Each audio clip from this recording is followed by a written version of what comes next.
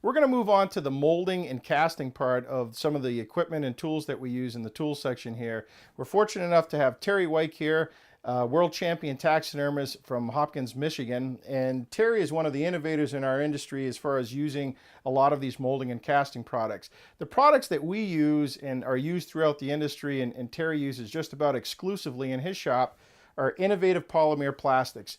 Polymer plastics make a polymer urethane that you can use for molding heads, from casting heads for molds to doing your casts for your fish bodies as well. One of the other products that they also carry is silicone, and they carry silicone ink, which is a very durable, professional grade silicone that's used here in our industry. And from silicone ink, you can make anything from little head medallion molds, and use a product 3030 that we can dye up to make something like a little head cast that you can put onto a mount before you send it out the door as a nice little medallion piece. Terry recently just did a very large alligator gar, and a lot of the products that we see right here on the table he used to create his alligator gar, from the fins to the head. What would you say about some of innovative polymer products? Strong, durable, easy to use. The technical portion of it with the rep, I guess you would say, he's very good, excellent customer service. So if you called and had a question, their technical service is there to help and support you? Immediately. Fantastic. Yeah. This 3030 product, what are some of the applications that you use with that? I do a lot of slurry coats inside my rubber molds. I definitely make all my fish heads beginning with that.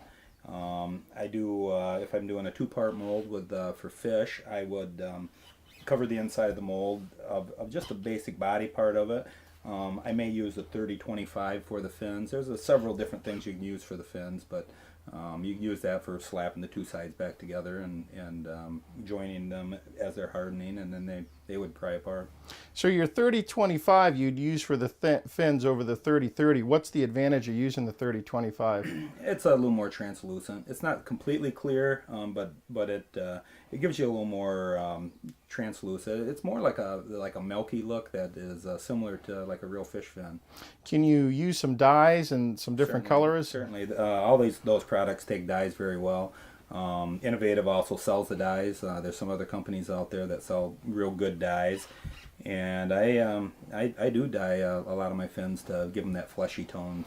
So as far as consistency is concerned and reliability of the product, what would you say about that? Oh, it's very consistent. I've had very little problems with it, and the problems were operator error, as any of us have found out over time. That you do make mistakes, and that's how we learn from our mistakes. Because pricing isn't any more expensive than some of the other products out there, and I like the durability because the 30-25 is what I use on my fish fins.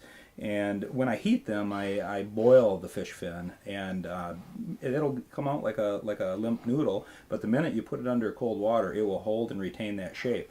Used a lot of other products in the past that they look good for a month or 2 months or maybe even a year, but over time they'll straighten themselves out because the initial mold, they want to go back to that very same shape that they came from. So for some real high-end customization of your pieces.